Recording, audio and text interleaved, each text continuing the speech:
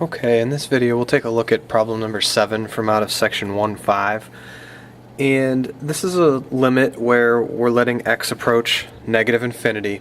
And just like we've been doing pretty regularly, what we hope happens with this is if we put negative infinity in place of all the x's, we hope we get an answer that we're okay with. So I'll get negative infinity in place of the x in the numerator, so I'll have negative infinity. And in the denominator, underneath this root, I'm going to have 4 plus infinity squared. The opposite of negative infinity is positive infinity. In your denominator, infinity squared is still, oops, that's supposed to be a negative infinity. It's going to end up being the same thing, right? Negative infinity squared is going to be positive infinity. Positive infinity plus 4 is still positive infinity.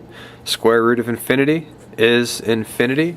And what we've been calling this every time it pops up is an indeterminate form, because infinity divided by a number is infinity or negative infinity depending on the sign of that number.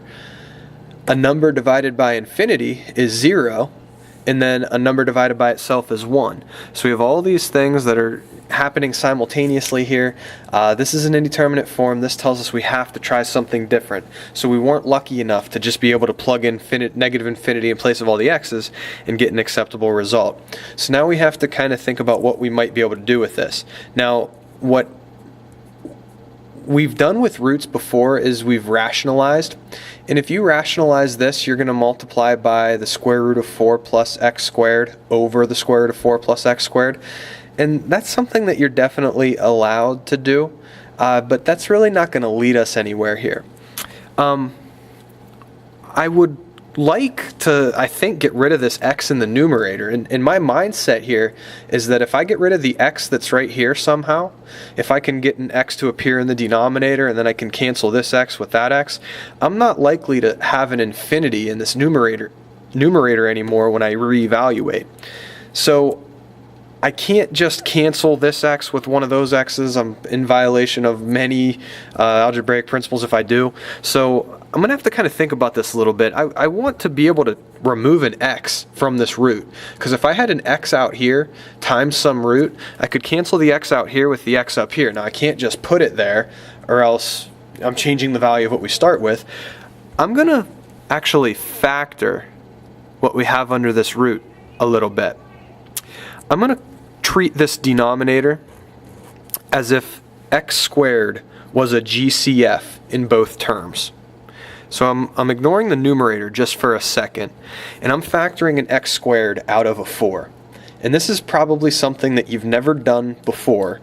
We'll use this technique at different times this year whenever we learn about antiderivatives and integrals later in the year. We're actually going to use this idea a handful of times there.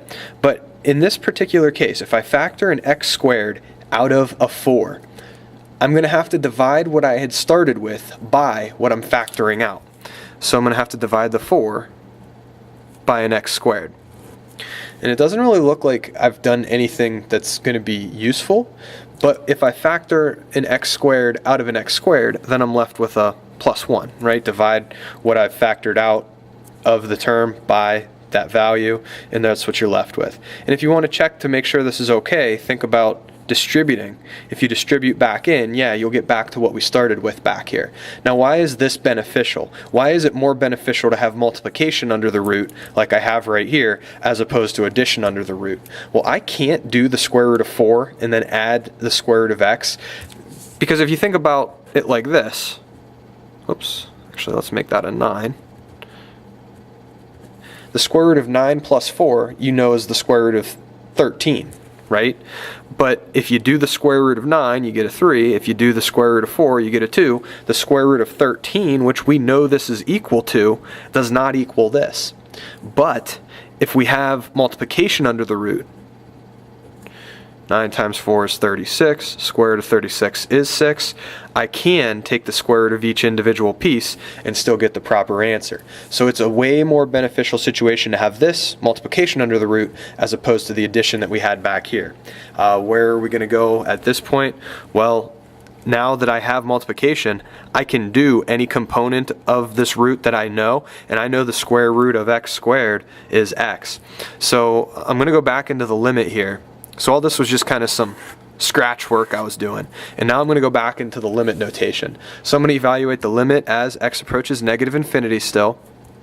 I'm going to leave my numerator the same.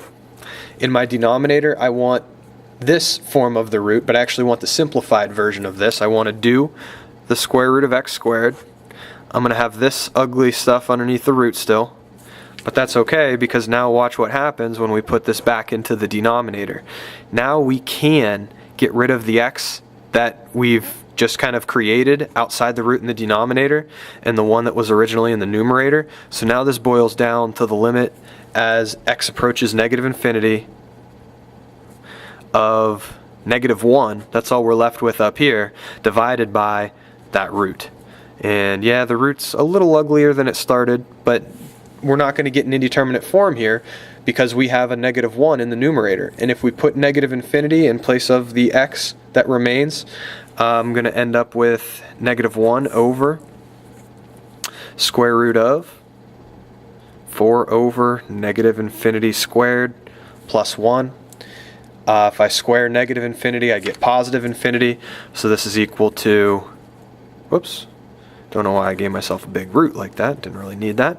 I have the -1 in the numerator, and then underneath the root in the denominator, I'm going to have negative infinity squared, which is positive infinity, dividing a 4 plus a 1. Well, 4 divided by infinity, oops, I'm off the screen here, sorry about that.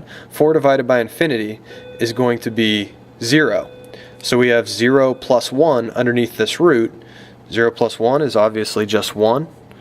Square root of 1, just 1. So in the end, we get this. This is a pretty tough limit. It's a technique that, like I said, you've probably never used before. You've probably seen it for the first time right here. We'll use it to our advantage at different points in the year. So it's just kind of something we want to have in our toolbox of algebraic skills to kind of use whenever it's going to be handy.